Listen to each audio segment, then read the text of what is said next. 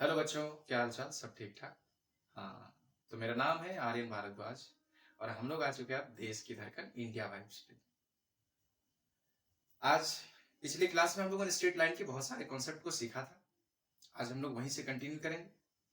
आज का जो हमारा टॉपिक होगा वो कुछ टॉपिक हम लोग पहले सीखेंगे, फिर बाकी स्ट्रेट लाइन की इक्वेशन कंडीशन, अलग अलग कंडीशन में कैसे स्ट्रेट लाइन को हम लोग सॉल्व करते हैं, बनाते हैं, इक्वेशन कैसे निकालते हैं, इन सारे चीजों को सीखेंगे। ठीक है, तो चलिए स्टार्ट किया जाए। ओके, तो भाई सबसे पहले अगर हम बात करें तो हमारा जो आज का सबसे पहला पॉइंट है वो हम आज सीखने जा रहे हैं अल्टीट्यूड के बारे में। फिर सीखेंगे मीडियंस के बारे में, फिर सीखेंगे एंगल बाइसेक्टर के बारे में, फिर सीखेंगे ऑर्थो सेंटर, सेंट्रॉइड, ये सारे चीजों के बारे में सीखेंगे। ठीक है, और इसी तरीके से देखो, सबसे पहले अगर हम बात करें अल्टीट्यूड होता क्या है। देखो, अल्टीट्यूड के बारे में अगर हम तुमसे पूछे अल्टीट्यूड होते क्या है, अगर सोचो एक ट्रेंगल है हमारा कोई, इसका नाम है ए, ये बी और ये सी। अगर एबीसी एक ट्रेंगल है तो किसी भी वर्टिसेस से, जैसे कि मान लीजिए ए मान लेते हैं हम लोग, किसी भी वर्टिस से आप उसके सामने वाले साइड्स पे परपेंडिकुलर ड्रॉ करेंगे। यानी कि इससे अगर हम बिल्कुल सामने वाली साइड पे परपेंडिकुलर ड्रॉ करेंगे, और हाँ एक बात यहां थोड़ा कंफ्यूजन मत क्रिएट करना, हमने कहा है परपेंडिकुलर ड्रॉ करना। जरा सोचो, परपेंडिकुलर इट मींस ये नहीं है कि ये बाइसेक्टर है। अभी यहाँ परपेंडिकुलर यहाँ है, ये मत समझ लेना अपने मन से कि यहाँ पे थोड़ा देखने में ऐसा लग रहा होगा कि अगर इस पॉइंट को हम P बोल दें तो यहाँ आपको दिख रहा होगा कि BP और PC सेम लेंथ है। ऐसा कोई जरूरत नहीं है, वो तब होगा जब वो मीडियंस होएगा। ठीक है, अभी ये परपेंडिकुलर से ड्रॉ कर रहे हैं, परपेंडिकुलर हो सकता है कि उसके मीडियंस भी बन जाए, यानी कि दो बराबर हिस्सों में उसको बांट दे, या नहीं भी हो सकता, मे बी और मे नॉट भी। इसके बारे में हम अभी समझेंगे बड़ी बेहतर तरीके से कि जो मीडियंस होंगे वो क्या होगा। अभी जो हमारा बात है वो क्या है, अल्टीट्यूड का।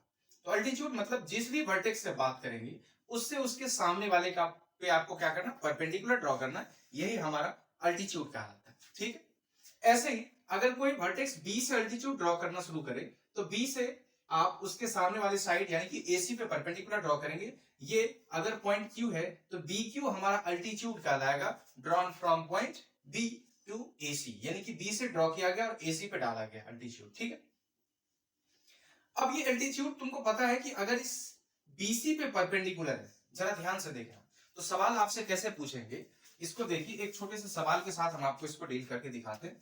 कह रहा मान लो कोई सा भी एक ट्रेंगल हम आपको दे देते हैं, इस वर्टेक्स की बात कर लेते हैं तो ये 3 5 है, अगर इसकी बात कर ले बी की तो ये 1 2 है, अगर इस वर्टेक्स की बात करें तो 7 9 है। मान लो ऐसे, जरूरी नहीं, ये बस हम एग्जांपल के तौर पे आपको दिखा रहे, हो सकता है ये ट्रायंगल को रिप्रेजेंट ना कर रहा हो, अलग बात है, पर अभी देख लेते हैं ये एक ट्रायंगल मान लेते हैं हम लोग जिसमें ये तीनों वर्टेक्स दिए हुए।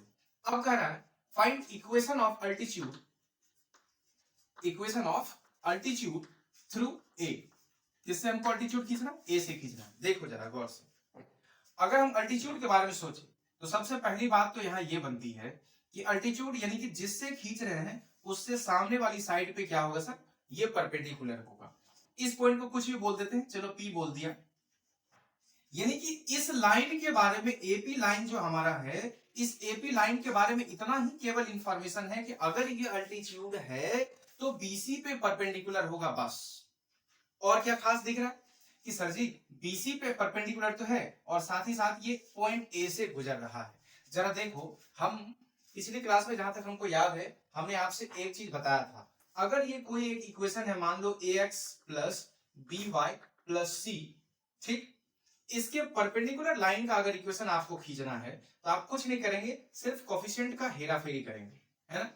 यानी कि y का कोफिशिएंट b है जो x को दे दो, यानी कि इसका इक्वेशन हो जाएगा bx, बीच के चिन्ह बदल जाएंगे, ये प्लस है तो क्या बन जाएगा, माइनस हो जाएगा, और x के कोफिशिएंट a थे वो अब किसको मिलने वाला है, y को, यानी कि ये हो जाएगा ay प्लस कोई भी कांस्टेंट c, जो भी मानना है मान लो। यानी कि अगर ये लाइन गिवन है तो इसके परपेंडिकुलर लाइन का इक्वेशन क्या होगा, इसके परपेंडिकुलर लाइन का इक्वेशन खींचने के लिए सिर्फ कोफिशिएंट का आप हेराफेरी करेंगे, यानी कि b का कोफिशिएंट a को डाल दो, सॉरी y का कोफिशिएंट x को दे दो, x का कोफिशिएंट y को दे दो और बीच के चिन्ह को बदल दीजिए। यही हमारा परपेंडिकुलर लाइन को खींचने का तरीका है। ठीक, अच्छा यहीं पे थोड़ा समझ लेते, अगर मान लो पैरेलल लाइन, अगर ये है हमारा ax plus b y plus c, अगर ये लाइन दिया हुआ है और कह रहा है इसके पैरेलल लाइन का इक्वेशन बताओ, तो इसके पैरेलल जो लाइन आप खींचेंगे उसमें क्या करना होगा आपको, देखो ये ax प्लस बी वाई है, पैरेलल लाइन में इतना दूर को बिल्कुल सेम रखना, अर्थात ax प्लस बी वाई, और यहाँ जो कांस्टेंट c था, यहाँ कोई नया कांस्टेंट k आ जाएगा, जो भी आना होगा देख लेंगे, ठीक है। तो किसी भी दिए हुए लाइन के पैरेलल और परपेंडिकुलर लाइन कैसे ड्रॉ करते हैं आपको समझ में आ गया होगा। एक छोटा सा एग्जांपल के तौर पे हम आपको क्वेश्चन लेके समझाते हैं। देखो इसको मिटा दो, बस ये समझने वाली बात थी। मान लो ये इक्वेशन दिया हुआ है, कह रहा है 2x plus 7y plus 1 is equal to 0, ये एक स्ट्रेट लाइन का इक्वेशन दिया हुआ, कह रहा है इसके परपेंडिकुलर लाइन का इक्वेशन क्या होगा ये आप बताओ, जबकि ये परपेंडिकुलर लाइन किसी दिए हुए पॉइंट मान लेते हैं 5 6 से गुजर रहा है, कोई दिक्कत नहीं है, 5 6 से गुजर रहा है, किसके परपेंडिकुलर है भाई, 2x प्लस 7y के परपेंडिकुलर है, और 5 6 से गुजरता हुआ इस लाइन का इक्वेशन ड्रॉ करना है। अब तुमको क्या समझना है, अगर ये लाइन परपेंडिकुलर है तो कोफिशिएंट का क्या होगा, हेराफेरी, यानी कि x के कोफिशिएंट किसको मिलेंगे, y को, y के कोफिशिएंट किसको मिलेंगे, x को, और बीच का चिन्ह बदल जाएगा। अर्थात देखो तो इसका इक्वेशन अगर हमको लिखना पड़े तो ये 7 अब x को मिलने वाला है, ये हो जाएगा 7x, और y को मिलने वाला है और बीच का चिन्ह बदल जाएगा, ये -2y। इतना दूर में तो कोई समस्या नहीं है, अभी थोड़ा देर पहले समझे। अब चूंकि ये लाइन किससे गुजर रहा है, 5 6 से, तो आप यहाँ जो कांस्टेंट वैल्यू लिखते थे, कोई भी कांस्टेंट वैल्यू, उसका मान कैसे निकालेंगे, इस पूरे पोर्शन के अंदर इस पॉइंट को सेटिस्फाई करवा दीजिए 5 6 को, यानी कि x का मान 5 है तो यहाँ 7 5 35, बीच में माइनस है तो यहाँ भी माइनस लगाएंगे, y का मान 6 है तो 6 दूना 12, यहाँ आ जाएगा बराबर 0, अर्थात इस लाइन का इक्वेशन यही बन जाएगा। फाइनली अगर इसको लिखना चाहे तो 7x माइनस 2y माइनस 35 में से 12 गया तो 23 हो गया, यानी कि 23 बराबर 0, यही हमारा इस स्ट्रेट लाइन का इक्वेशन हो जाएगा। आरी बात समझ। अच्छा अगर ऐसा पूछा होता कि as 2x plus 7y plus 1 is equal to 0, इसके पैरेलल लाइन खींचो, अर्थात ये रहे इसके पैरेलल लाइन जो किससे गुजर रहे हैं, 5 6 से गुजर रहे हैं, तो यहां भी कहानी उतना ही होता, ये पोर्शन में कोई चेंजिंग नहीं होता, इसका मान इतना ही लिखते 2x प्लस 7y माइनस, यहाँ बीच में हमेशा माइनस देना, इस बात का ध्यान रखिएगा, यहाँ भी और यहाँ भी माइनस, ये लाइन को सेटिस्फाई करा दो, ये किससे गुजर रहा है, 5 6 से, x का मान 5 डाला तो 5 गुना ये हो गया 10, और y का मान 6 है, 7 42 बराबर 0, अर्थात 2x प्लस 7y माइनस 52, ये हमारा फाइनल आंसर हो जाएगा। यानी कि ऐसा स्ट्रेट लाइन जो कि 2x प्लस 7y प्लस 1 के पैरेलल है और 5 6 से गुजर रहा है, यानी कि अगर दो लाइन आपस में पैरेलल है और किसी दिए हुए पॉइंट से गुजर रहा है तो उसका इक्वेशन हम लोग फाइंड आउट कर सकते हैं। देखो ऐसा क्यों हुआ इसके बारे में भी हम लोग देखेंगे धीरे धीरे, पर थोड़ा समझो। हमने आपसे कहा था कि अगर दो लाइन आपस में पैरेलल है तो इसके स्लोप अगर m1 है, थोड़ी देर के लिए मान ले इसका स्लोप अगर m2 है, आपस में अगर ये पैरेलल है तो हम इतना जरूर कहेंगे m1 बराबर क्या होगा, m2, ये सब हमने सीखा है पिछले क्लास में है। इसी तरह से अगर दो परपेंडिकुलर लाइन है, मान लो ये L1 है और ये L2 है, दो परपेंडिकुलर है, इसके स्लोप को m1 बोले और इसके स्लोप को अगर हम m2 बोल दें तो यहां से हम बोल सकते हैं कि m1 इंटू m2 क्या हो जाएगा, -1, यानी कि उस दोनों के स्लोप का गुणनफल हमेशा -1 के बराबर होगा, यानी कि m1 इंटू m2 क्या बन जाएगा मेरे पास मेरे दोस्त, -1, कोई दिक्कत। तो यहीं से ये इक्वेशन आया, ठीक है, लेकिन डायरेक्टली हम लोग कैसे इस इक्वेशन को लिखते हैं इस बात को हम समझाना चाहते थे। है एक तो सवाल इस तरीके से और कर लेते हैं, तब हम इस अल्टीट्यूड पे आएंगे, आपका रिवाइज हो जाएगा, जितना पीछे पढ़े हैं जिनका छूट गया होगा उनका भी थोड़ा सा रिवाइज हो जाएगा, देख लेना। मान लो सवाल कर रहा है कि कोई स्ट्रेट लाइन का इक्वेशन डिजाइन करो, इसका इक्वेशन डिजाइन करो, इसके बारे में इंफॉर्मेशन है कि ये गुजर रहा है किससे, 1 2 से, ठीक, साथ ही साथ ये पैरेलल है एक गिवन लाइन की, किस लाइन के पैरेलल है, तो 5x plus 2y minus 13 is equal to 0, इस लाइन के पैरेलल है और किससे गुजर रहा है, 1 2 से।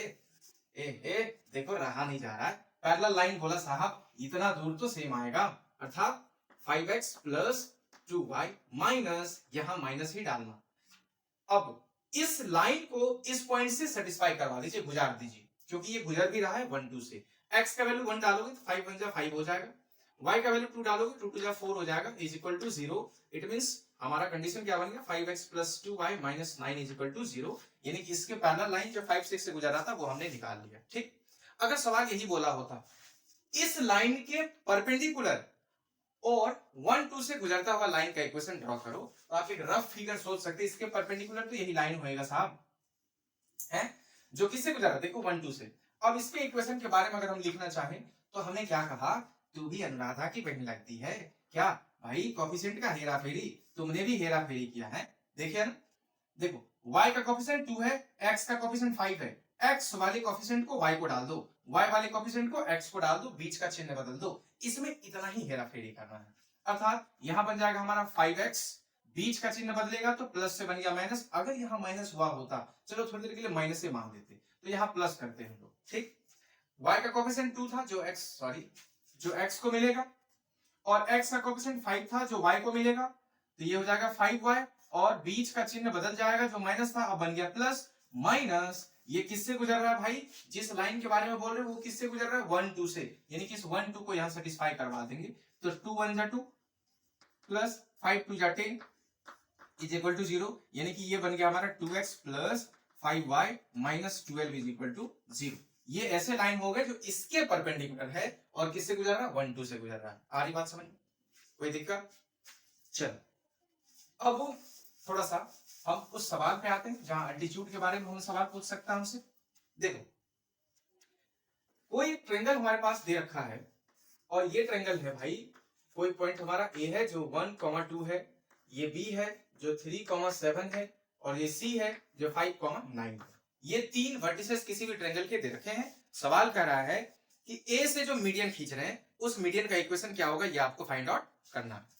तो देखो अगर A से मीडियन खींच रहे हैं तो ये बात तो पक्की बात है साहब, A से मीडियन जो भी होगा वो अपने सामने वाली साइड यानी कि BC वाली साइड पे क्या होगा, परपेंडिकुलर होगा। तो दो परपेंडिकुलर लाइन का स्लोप क्या होता है, दो परपेंडिकुलर लाइन के स्लोप का प्रोडक्ट हमेशा -1 होता है। तो आप इसको दो तरीके से सोच सकते हैं, और दोनों तरीके से सोच के देखना, क्योंकि अभी हमारा प्रैक्टिस चल रहा है। फिर जब हमको खुद दिमाग अलाउ कर देगा भाई यहाँ कौन सा तरीका लगाएं, कौन सा छोटा होगा, ये आप खुद सोच लेंगे। देखिए अगर हम बात करें, ये तो कह सकते हैं कि अगर इसका स्लोप m1 है और इसके स्लोप अगर m2 है, तो m1 इंटू m2 क्या होगा साहब, ये गुना होके -1 लाएगा। क्यों? क्योंकि ये एक दूसरे पे परपेंडिकुलर है। कोई दिक्कत नहीं। अब जरा सोचो, हम इस लाइन के स्लोप के बारे में कोई आइडिया मेरे पास नहीं है। अगर इसका स्लोप जैसा कि आपने कहा है m1 है, अगर इसका स्लोप m1 होता तो हम सीधा सीधा इस इक्वेशन, इस लाइन का इक्वेशन ड्रॉ कर सकते थे। जो इक्वेशन हमारा क्या होता है, ये 1 2 से गुजर रहा है, तो हमने सीखा है कोई एक स्ट्रेट लाइन जो कि 1 2 से गुजरे और इसका स्लोप अगर m1 है, तो इसका इक्वेशन लिख सकते हैं y minus y1 is equal to m1 into x minus x1 लिखा जा सकता है। कहने का मतलब ये y1 x1 तो मालूम है, पर इसके स्लोप जो m1 हमने माना है वो मालूम नहीं है। मतलब हमको क्या चाहिए भाई, स्लोप, ये m1 का वैल्यू चाहिए। अब तुम खुद सोचो, ये m1 का वैल्यू निकालने का ही तुम्हारे पास एक कंडीशन दे रखा है, क्या कि ये BC पे परपेंडिकुलर है। अब BC के बारे में जरा देखो क्या इंफॉर्मेशन है कि BC भाई B के कोऑर्डिनेट भी दे रखे हैं, C के कोऑर्डिनेट भी दे रखे हैं। अगर कोई दो स्ट्रेट लाइन, एक स्ट्रेट लाइन दो पॉइंट से गुजर रहा है, तो उसका स्लोप हमने सिखाया था आपको y2 minus y1 bye x2 minus x1 बनेगा। तो y2 कितना मेरे बच्चे, y2 9, किसी को y2 मान लो। अगर ये y2 हम इसको बोलते हैं तो y1 कितना बन जाएगा हमारा 7, तो 9 माइनस 7 बाय x2 कितना बन रहा है हमारा 5 माइनस x1 कितना बन जाएगा 3। अब ऐसा मत करना कि सर इसको y2 माने लेकिन इसको x1 मान लेंगे, ऐसा नहीं कर सकते, ये गंदा काम है। 9 माइनस 7 ये कितना हो जाएगा 2, 5 माइनस 3 कितना हो जाएगा 2, इसके स्लोप कितने हो गए 1 हो गए। अर्थात इस BC का स्लोप 1 हो गया। अब चूंकि BC परपेंडिकुलर है किस पे, हमारे मीडियन पे, जिस मीडियन को हमने क्या माना है AP, यानी कि BC परपेंडिकुलर है किसके, AP के। तो क्या BC का स्लोप MBC और AP का स्लोप MAP, इस दोनों को अगर गुना करेंगे तो क्या ये -1 होगा या नहीं होगा? तुम सोचो, BC का स्लोप पता है, हाँ 1 इंटू ये m1 माने, m1 बराबर -1 होना चाहिए। यहां से m1 बराबर क्या हो जाएगा, -1 बाय 1 अर्थात -1 हो जाएगा। होगा कि नहीं होगा? तो बताओ m1 का स्लोप -1 मिल चुका है, हमको m1 का वैल्यू -1 मिल चुका है। अब बताओ अगर हम इस इक्वेशन को निकालना चाहे तो क्या ये नहीं लिखा जा सकता है? y - 2 is equal to m1 अर्थात -1 इंटू x - x1 यानी कि 1। अब इसको अगर फर्दर हम रिड्यूस करना चाहें, ये रहा y - 2, -1 को x में मल्टीप्लाई कराओगे -x आ जाएगा और +1 हो जाएगा, -x को इधर ले आओ +x + y -3 is equal to 0, यानी कि इस 1 को भी इधर ले आया, प्लस से हो गया माइनस, तो -2 - 1 -3 इज इक्वल टू 0। ये हमारा required line of equation of line हो गया, किसका? मीडियन का। बीसी का मीडियन कौन सा हो गया भाई? एपी। इसी एपी का ये इक्वेशन निकल गया। बात समझ में आ रही है? अब जरा सोचो, दिमाग को थोड़ा पीछे ले जाओ। अगर मेरे से पूछा होता, अच्छा ये तो एक तरीका था समझने का, है कोई इस तरह से भी समझ सकता है इसको।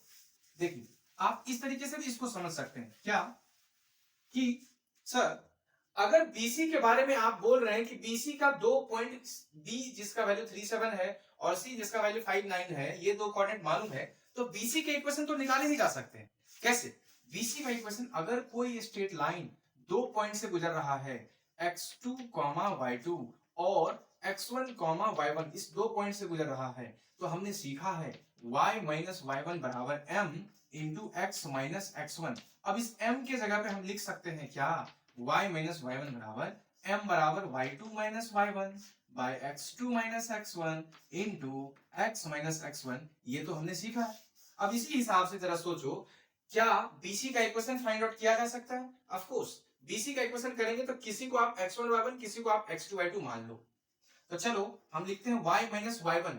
y1 कितना मेरे बच्चे? 7 इज इक्वल टू m के जगह पे सीधा y2 - y1 9 - 7 bye x2 - x1 5 - 3 into x - x1 जिसका वैल्यू 3 दे रखा है, यानी कि यहां से बन गया y - 7 इज इक्वल टू 2/2 यानी कि 1 इंटू x - 3।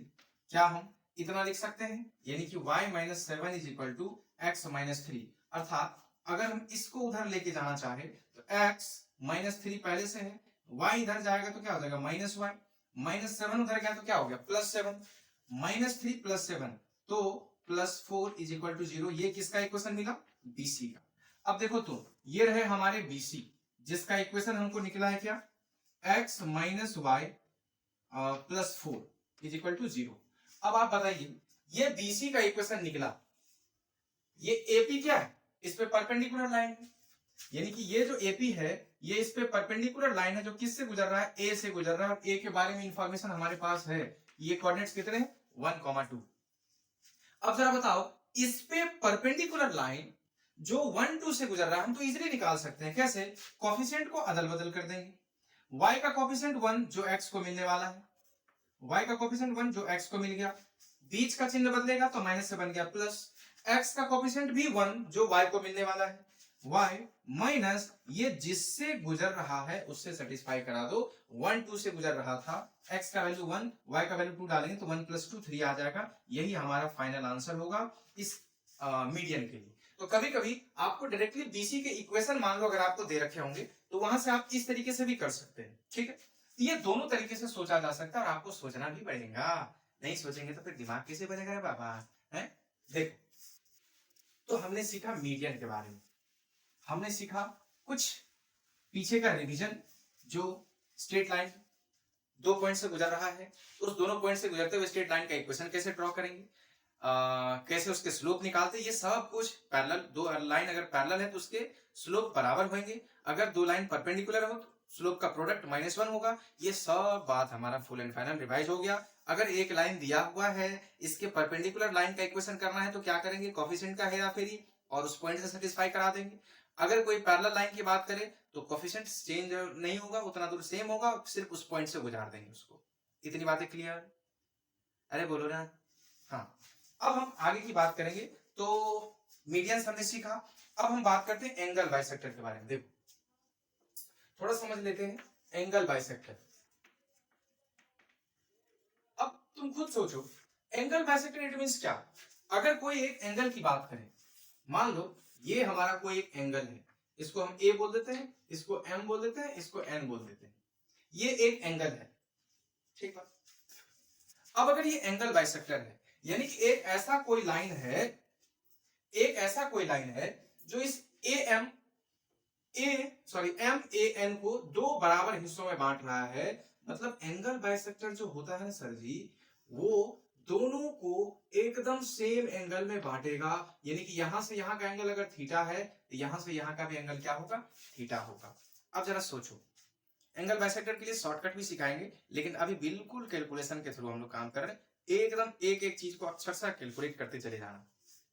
देखो, अगर हम तुमसे पूछे, अगर हम आपसे पूछ लें, क्या कह रहा भाई, दो स्ट्रेट लाइन दे रखे हैं, एक का इक्वेशन है x plus 2y plus 5 is equal to 0, और दूसरा straight line 3x minus 2y plus 4 is equal to 0। अच्छा, इस एंगल बाइसेक्टर से पहले थोड़ा पॉइंट ऑफ इंटरसेक्शन के बारे में सोच लेते हैं क्या होता है, तो उसके बाद हम एंगल बाइसेक्टर के इक्वेशन पे जाएंगे। देखिए, पॉइंट ऑफ इंटरसेक्शन की अगर हम बात करें, तो अगर दो लाइन के बारे में तुम सोचो, दो लाइन या दो से ज्यादा लाइन के बारे में भी अगर आप सोचना चाहते हैं, तो या तो दो लाइन आपस में क्या होगा, पैरेलल होगा, या दो लाइन इंटरसेक्टिंग होगा। अर्थात अगर ये दो लाइन है, ये दो लाइन या तो पैरेलल होगा या पैरेलल नहीं होगा। अगर पैरेलल नहीं है तो कहीं तो जाके काटेगा, इसी को बोलते हैं इंटरसेक्टिंग लाइन। यानी कि दो लाइन या तो पैरेलल होंगे या फिर इंटरसेक्टिंग होंगे। तो कहने का क्या मतलब है, जरा देखो, अगर दो लाइन पैरेलल है, a1x plus b1y plus c1 is equal to 0, मान लो ये L1 का इक्वेशन है, और a2x plus b2y plus c2 is equal to 0, ये हमारा L2 लाइन का इक्वेशन है। अगर ये दोनों लाइन आपस में पैरेलल है, if L1 is parallel to L2, मान लो दो लाइन पैरेलल है, तो यहां से हम क्या सोचेंगे सर, दो लाइन अगर पैरेलल है तो दोनों के स्लोप बराबर होंगे। अब तुम सोचो, इसके स्लोप कितने होंगे और इसके स्लोप कितने होंगे, दोनों के बारे में थोड़ा सा सोच लेते हैं।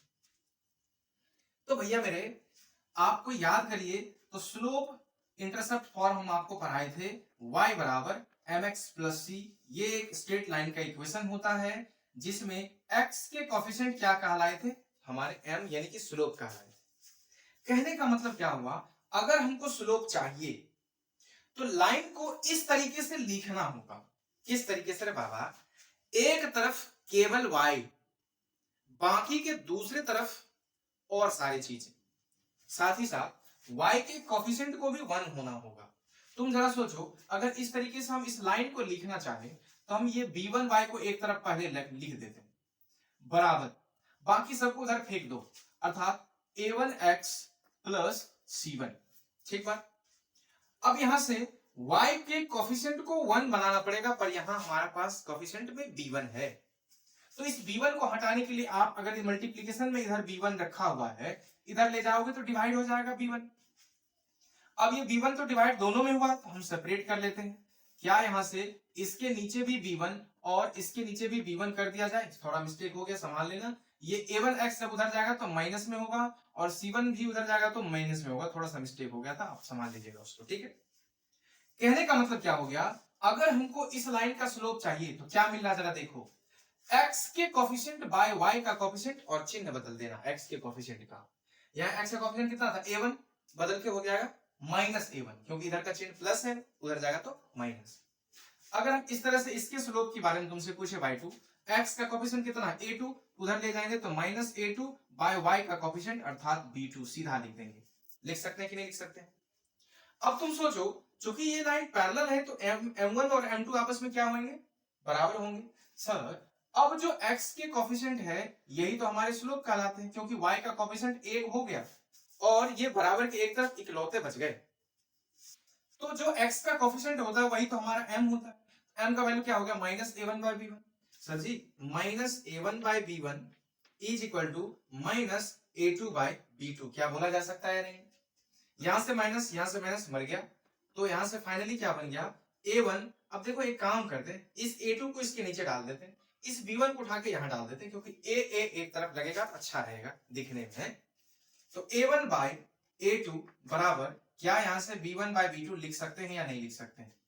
इसी को बोलते हैं कंडीशन ऑफ पैरेललिज्म। कहने का मतलब, अगर दो लाइन हमको पैरेलल दे रखा है तो आपको इतना ही याद रखना है, इसके x के कोफिशिएंट अर्थात a1 और इसके x के कोएफिशिएंट अर्थात a2 बराबर होने चाहिए इसके y के कोएफिशिएंट b1 और इसके y के कोएफिशिएंट b2 के।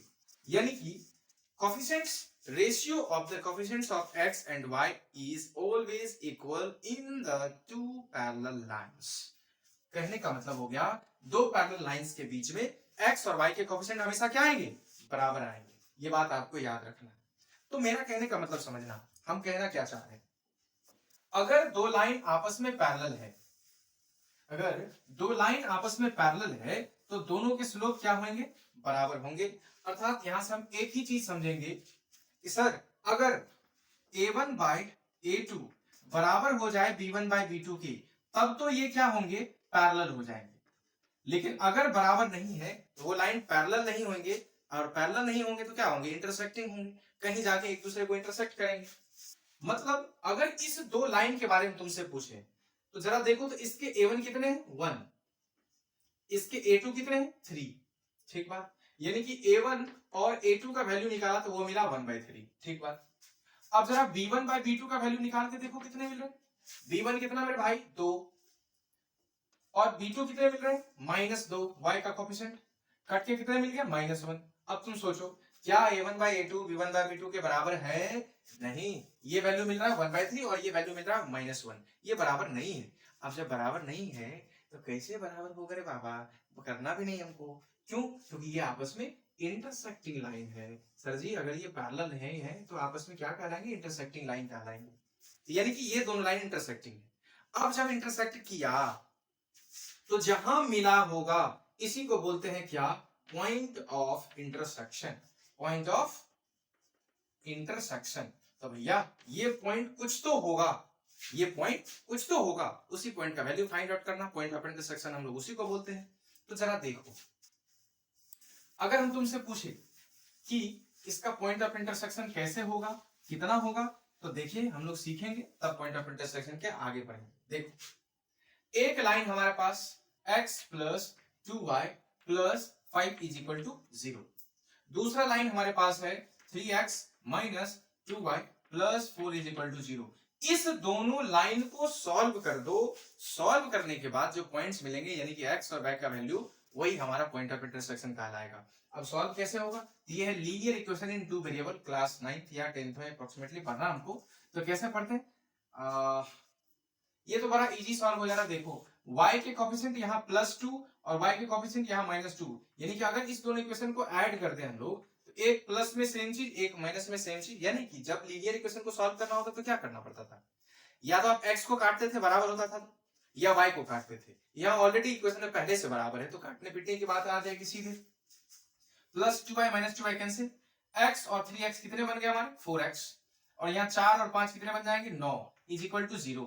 यानी कि 4x बराबर हो गया -9, यानी कि x का वैल्यू कितना हो गया, -9/4। कोई दिक्कत।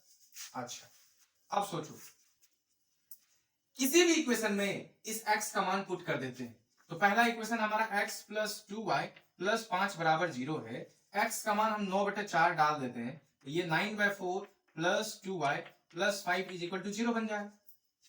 क्लियर।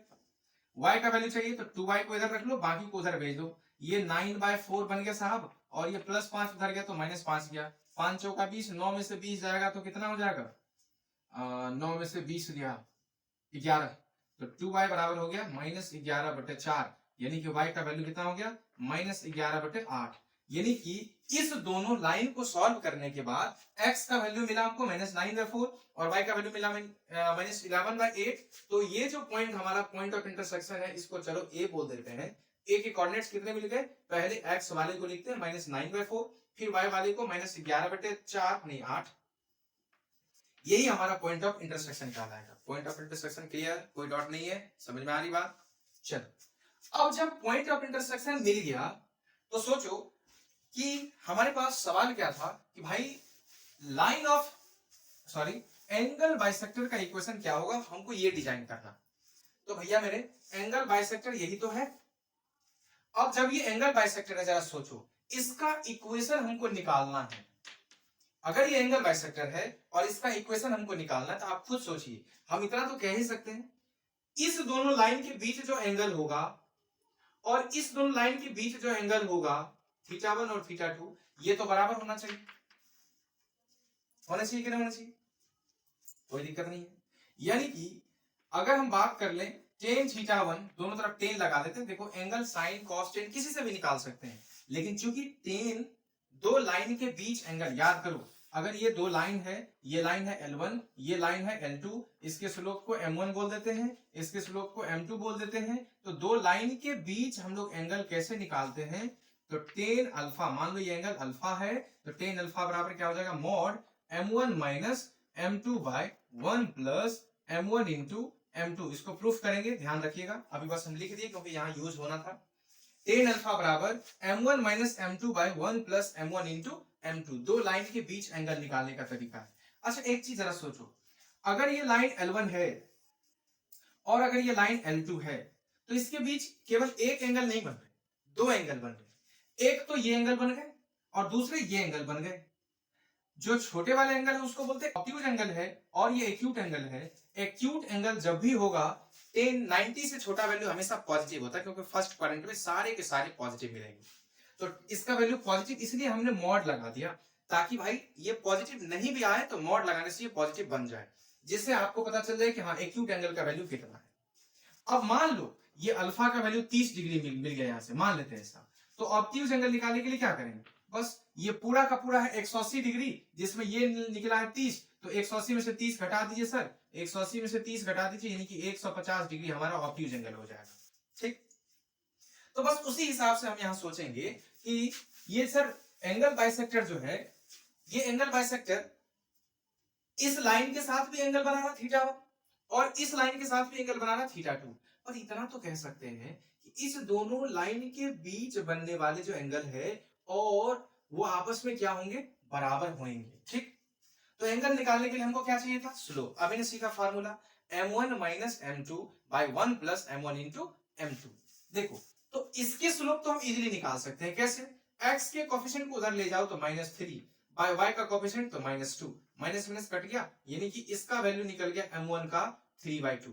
अगर इसके स्लोप निकालने चाहे m2, ये कितने निकल जाएंगे, x के कोफिशिएंट को उधर ले जाओ तो -1, y का कोफिशिएंट 2, m2 का वैल्यू मिल गया -1/2। इसके स्लोप तो मालूम है, पर इसके स्लोप अगर मालूम हो जाए तो हम इक्वेशन शॉर्ट से निकाल देंगे, इसके स्लोप ही पता नहीं है, इसके स्लोप को थोड़ी देर के लिए m मान लेते हैं, माना जाए। अब जब इसके स्लोप को आप m मान रहे हैं, तो बताओ इस दोनों के बीच तो एंगल निकाल सकते हैं, कैसे, मॉड m1, तो यहां m1 का मान कितना है, m जो मालूम ही नहीं, माइनस m2 मेरे दोस्त कितने हैं 3/2, m1 minus m2 by 1 plus m1 into m2, क्या बोलते हो, सही लिखे हैं tan θ1 का वैल्यू, समझ में आ रही बात, बराबर tan θ2, ये θ2 सर इस दोनों के बीच का एंगल है ना, इस दोनों के बीच का एंगल है। तो इसके लिए देखो एक स्लोप क्या होगा -1/2, यानी कि m1 का वैल्यू हो गया -1/2, माइनस m2 हो गया हमारा m बाय 1 प्लस m1 यानी कि -1/2 इंटू m2 यानी कि m। अब यहां से दोनों को हम सॉल्व करेंगे, यहां से m का वैल्यू निकल जाएगा, तो बस m का वैल्यू निकल गया तो कहानी खत्म, इसका स्लोप निकल गया, और जब स्लोप निकल गया तो ये देखो एंगल बाइसेक्टर किससे गुजर रहा है, -9/4 और 11/8 से। अब हम इजीली इसका इक्वेशन फाइंड आउट कर सकते हैं। तो हम इसके स्लोप निकालेंगे कैसे, देखो जब, याद रखिए ये है m -3/2, इसको थोड़ा तोड़ लो, जब भी इनका जोड़ घटाव करोगे तो यहां से 2m बनेगा, तो 2m -3/2 बट यहां से 3m, 3 गुना 3m, ये जो नीचे 2 आएगा तो यहां बन जाएगा 2 प्लस 3m का मॉड, कोई दिक्कत नहीं, इज इक्वल टू, फिर यहां से देखो -1 - 2m/2 होल बाय -m/2 है, तो यहाँ 2 मल्टीप्लाई हो जाएगा तो 2 - m बन जाएगा बाय 2, और इसके भी मॉड बन जाएंगे, इसके नीचे भी 2 आ रहा है, ये 2 को मार देगा, ये 2 इस 2 को मार देगा, फाइनली यहां से मिला कितना हमको, तो 2m - 3/2 प्लस 3m का मॉड बाय, यहां से मिल गया मॉड -1 - 2m/2 - m। अब देखो बहुत सारे बच्चे यहाँ कंफ्यूज हो जाएंगे, इसलिए हम इस माइनस को हटाने वाले नहीं है, खैर छोड़ो ये बात बोलेंगे। अब देखिए जब भी कभी आप मॉड हटाते हैं तो मॉडलस का 1 या 2 बेसिक क्लास हो चुका है, उसमें हमने सिखा रखा है, जब भी मॉड हटाओगे तो प्लस माइनस लगता है। तो यहां से हम एक काम करते हैं, 2m minus 3 bye 1 plus 3m बराबर plus minus -1 minus 2m by 2 minus m। ये लिख सकते हैं। आप चाहो तो इसका स्क्रीनशॉट ले लो, हम इसको मिटा के, क्योंकि उसको सॉल्व करना है।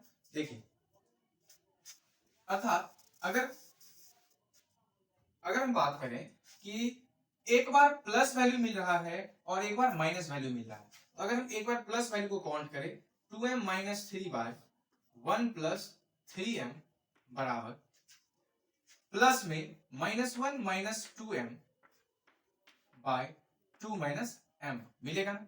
अब यहां से क्रॉस मल्टीप्लीकेशन कर लो, 2m minus 3 into 2 minus m is equal to 1 plus 3m into -1 minus 2m। अब क्रॉस मल्टीप्लीकेशन करेंगे, ये 2m इस -1 से मल्टीप्लाई होगा, सॉरी पहले इस 2m को 2 से मल्टीप्लाई कराओ तो 4m, ये 2m माइनस m से मल्टीप्लाई कराएंगे तो -2m स्क्वायर, यहां से बन गया -6 minus minus plus 3m is equal to 1 -1 minus 2m minus 3m minus minus plus 6m square. इसी तरीके से आप यहां से डील करेंगे, यहां से भी एक m का वैल्यू मिलेगा और इस क्वाड्रेटिक इक्वेशन को सॉल्व कर लेना। देखो, इस 2m स्क्वायर को उधर लेके चले जाओ, पहले से 6m स्क्वायर और वो 2m स्क्वायर कितना हो जाएगा 8m स्क्वायर, 4m और 3m, 7m जब उधर जाएगा तो इधर है -5m और -7m, तो 7 5 -12m, -1 ये रहा और -6 उधर जाएगा तो +6 यानी कि +5 इज इक्वल टू 0। आप यहां से m को सॉल्व करेंगे और एक बार जैसे यहाँ प्लस लिए तो अगली बारी क्या करना, यहाँ माइनस लेना और तब क्रॉस मल्टीप्लिकेशन करके m का वैल्यू निकालिएगा। दो m के दो वैल्यू मिलेंगे, हो सकते हैं एक ही वैल्यू मिल जाए, दूसरा पॉसिबल ना हो, या मैक्सिमम दो वैल्यू मिल सकते हैं। ठीक, एक तो कॉमन सॉमन आ जाएगा, तो दो वैल्यू मिला तो भी कोई दिक्कत नहीं। एंगल बाइसेक्टर होते भी तो दो हैं, एक एक्यूट एंगल बाइसेक्टर और एक ऑब्ट्यूज एंगल बाइसेक्टर। तुम खुद सोच के देखो, ये लाइन L1 है और ये लाइन L2 है, क्या केवल यही एक एंगल बाइसेक्टर है? नहीं, एक एंगल बाइसेक्टर और है, देखो ना ये, इसीलिए m के दो वैल्यू मिलेंगे। तो आप इसको सॉल्व करेंगे तो m के दो वैल्यू मिलेंगे। मान लो हम मान लेते हैं एक 4 और दूसरा 3 आया, जो कॉमन m का वैल्यू होगा वही हमारा आंसर होगा। एक जब क्वेश्चन आएगा प्रैक्टिस सेशन के अंदर तो वहां सॉल्व करके आपको दिखाएंगे। यहाँ थोड़ा कॉम्प्लेक्स डाटा हो गया तो आप समझ लीजिए, हम तरीका आपको सिखा रहे हैं। m का वैल्यू 4 3 आ गया, मान लेते हैं। अब जब इसका इक्वेशन निकालना हो एक बार क्या लिखेंगे, y माइनस y1 किससे गुजरा मेरे दोस्त, -11/8, तो माइनस प्लस 11/8। स्लोप का वैल्यू एक बार माने हैं हम 4 into x minus x1, x1 कितना -9/4, तो माइनस यहाँ भी प्लस 9/4, एक ये बन जाएगा। और दूसरा एक बार सब कुछ वही रहेगा, स्लोप का वैल्यू यहाँ पे आप 4 नहीं लेके 3 लेंगे, यानी कि दो एंगल बाइसेक्टर का इक्वेशन मिलेगा, ये दोनों हमारा आंसर होगा। अब जब सवाल उसमें से बोल दे कि आपको कोई एक ही चाहिए, एक्यूट एंगल बाइसेक्टर ही चाहिए, तो एक हमारा आंसर हो जाएगा, दूसरा आंसर नहीं होगा। ठीक, तो एंगल बाइसेक्टर का जब सवाल आएगा तो हम लोग किस तरीके से उसको डील करेंगे, ये बात आपको समझ में आ गई बात? ठीक है, अब हम आज एंगल बिटवीन टू लाइन आपको समझाएंगे और उसके बाद फिर इस क्लास को यहाँ एंड कर देंगे। ठीक है, देखिए एंगल बिटवीन टू लाइन समझ लेते हैं क्या है, यानी कि दो लाइन के बीच में हमको एंगल निकालना है। कैसे निकालेंगे थोड़ा सीख लो, क्योंकि अभी हमने इसको निकालते समय आपको सिखाया है। तो देखिए, अगर ये लाइन मान लो L1 है और ये लाइन हमारा L2 है, इसके स्लोप को हम बोल देते हैं M2 और इसके स्लोप को बोल देते हैं हम M1। कहीं तो हमारा एक्स एक्सिस होगा, ये हो गए मान लेते हैं एक्स एक्सिस। ठीक, इस दो लाइन के बीच आपको एंगल निकालना है मेरे भाई। दो लाइन के बीच हमने पहले कहा आपको कितने एंगल मिल रहे हैं, एक तो ये और दूसरे ये, दो मिल रहे हैं। पर हम अभी बात कर लेते हैं एक्यूट एंगल का, यानी कि सिर्फ ये एंगल हमको निकालना है। अब निकलेगा कैसे, देखो, अगर इसका स्लोप है M1, मतलब स्लोप तो तभी मिला होगा ना जब वो लाइन एक्स एक्सिस से कुछ एंगल बनाया होगा। उस एंगल को हम मान लेते हैं, ये एंगल जो एक्स एक्सिस के साथ बनाया वो क्या है, θ1। कोई दिक्कत, कोई दिक्कत नहीं सर। ये दूसरा स्ट्रेट लाइन है और चूंकि इसका भी स्लोप हम M2 बोल रहे हैं, यानी कि ये भी एक्स एक्सिस के साथ क्या एंगल बना रहा होगा ये पता है, चलो बोल देते हैं इस एंगल को θ2। कोई दिक्कत, पर हमको तो साहब ये एंगल चाहिए, तब कैसे निकलेगा, थोड़ा दिमाग लगाएंगे। अगर ये एक्स एक्सिस है तो हम इसी के पैरेलल एक लाइन अपने मन से थोड़ा खींच लेते हैं। बताओ जरा, अगर ये थीटा 1 है तो क्या इसको भी हम थीटा 1 बोल सकते हैं? क्योंकि अगर दो पैरेलल लाइन है जिसको एक इंटरसेक्टिंग लाइन कट कर रहा है तो ये एंगल और ये एंगल बराबर होगा, इसीलिए ये थीटा 1 था तो ये भी क्या हो जाएगा? थीटा 1 हो जाएगा। फिर सोचो, अगर ये एंगल थीटा 2 है, फिर वही कहानी, ये लाइन और ये लाइन पैरेलल लाइन है जिसको एक इंटरसेक्टिंग लाइन कट कर रहा है। अगर ये एंगल थीटा 2 है तो ये भी एंगल कितना होएगा साहब? ये भी थीटा 2 होएगा। समझना तो पड़ेगा। देखो ये थीटा 2 हो गया।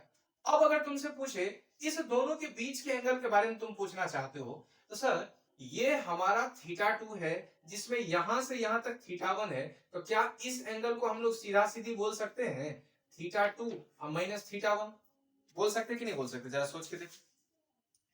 अगर ये थीटा 2 माइनस थीटा 1 है, यही तो निकालना है, तो हम एक काम कर लेते हैं, हम टेन भाई साहब का सहारा ले लेते हैं। टेन की हेल्प से टेन थीटा 2 माइनस थीटा 1 बोल देते हैं। देखो दो एंगल को अगर हम घटा रहे हैं, अब यहाँ एक ट्रिगोनोमेट्री का फार्मूला इस्तेमाल करेंगे। जब हम लोग पढ़ेंगे ट्रिगोनोमेट्री तो वहां एडिशन सब्सट्रैक्शन फार्मूला पढ़ेंगे। अभी सिर्फ इसको याद रख लेना, टेन ए माइनस बी का फार्मूला क्या होता है मेरे बच्चे? Tan A minus tan B by 1 plus tan A into tan B. कोई दिक्कत?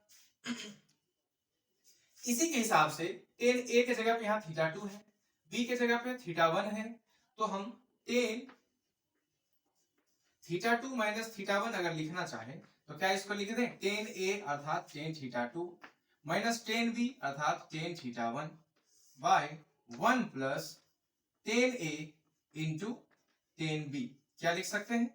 और यहां लगा देंगे मॉड, क्योंकि आपसे क्या कहा हमने कि भाई हम जो एंगल निकालना चाहते हैं वो एक्यूट एंगल निकालना चाहते हैं जो पॉजिटिव होना चाहिए। अगर जैसे इसको हमने m माना है m1, इसको हमने m2 माना है, ये पता थोड़ी है कि यही m1 है वही m2 है, जो होगा ये देखा जाएगा। तो कभी कभी ये वैल्यू कैलकुलेट करने से नेगेटिव भी आ जाता है, तो तुम मॉड लगा दो ताकि नेगेटिव को वो पॉजिटिव बना दे, जिससे आप एक्यूट एंगल ही मिले आपको। ठीक है, अब बताओ टेन थीटा 2 की तुम अगर बात करते हो तो ये कितना हो जाएगा? m2, इसी को तो स्लोप बोलते हैं, minus m1 bye 1 plus m2 into m1। क्या यही फार्मूला कुछ देर पहले आया था? क्या यही फार्मूला कुछ देर पहले आया था? तो यही हमारा दो लाइन के बीच एंगल आ गया। अगर इस एंगल को ten theta 2 minus ten theta 1, दो एंगल को घटाने से एक तीसरा एंगल ही तो आएगा। अगर ये 50 है और ये 40 है तो 50 में से 40 घट के 10 एक एंगल ही तो आएगा। इसको अगर हम बोल दे टेन अल्फा से रिप्रेजेंट कर दें तो दो लाइन के बीच जो एंगल बनते हैं सर टेन अल्फा, वो mod of m2 minus m1 by 1 plus m1 into m2 यही आएगा। ठीक, अब यहीं से थोड़ा सा एक चीज देख लेते हैं कि कंडीशन ऑफ पैरेललिज्म और परपेंडिकुलरिटी जो हमने सीखा है कि अगर दो लाइन पैरेलल होंगे तो दोनों के स्लोप बराबर होंगे, फार्मूले से भी हम लोग प्रूफ कर लेते हैं आगे। और अगर दो लाइन परपेंडिकुलर है तो दोनों के स्लोप का प्रोडक्ट -1 आएगा। तो देखो ये लाइन कैसे आया, जरा समझते हैं ये फॉर्मूला कहां से आया। इसको मिटाते हैं क्योंकि बस ये फिगर था, आपको समझना था। चलिए देखो, अब दो लाइन के बीच का एंगल तो ये मिल गया हम। सोचो अगर ये L1 और L2 आपस में पैरेलल होते तो ये L1 ऐसा होता, L2 भी ऐसा होता। पैरेलल होता तो दोनों के बीच एंगल बनता कितना? दो पैरेलल लाइन के बीच एंगल हमेशा 0 डिग्री होता है।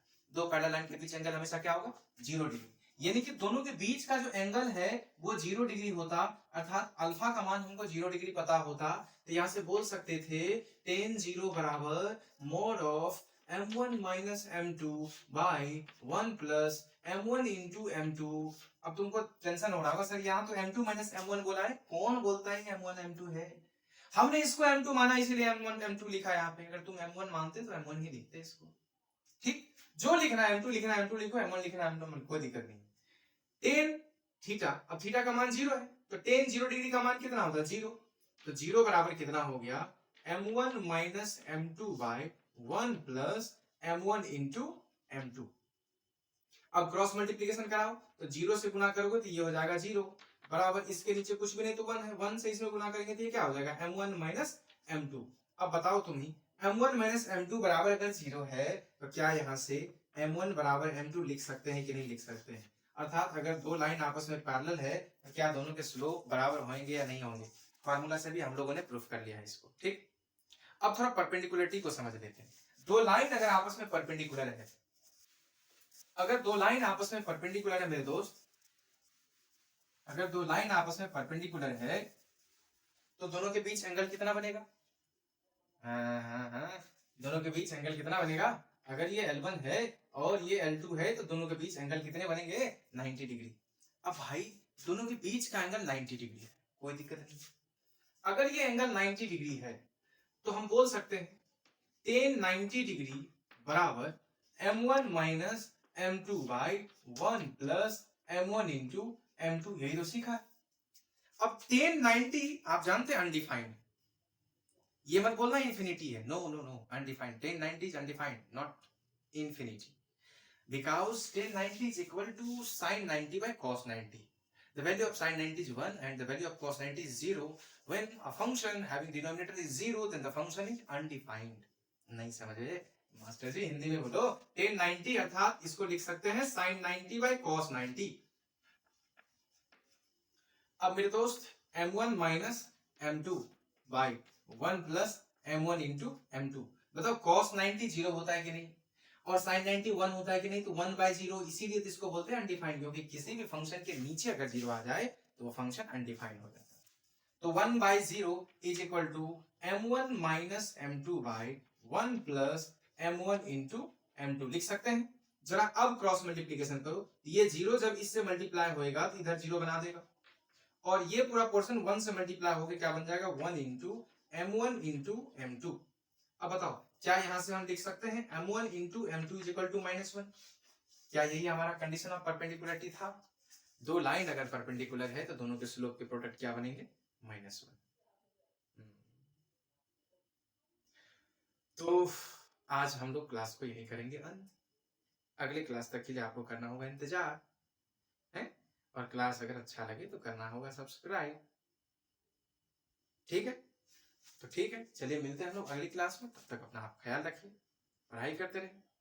All the best and good bye. चलिए मिलते हैं।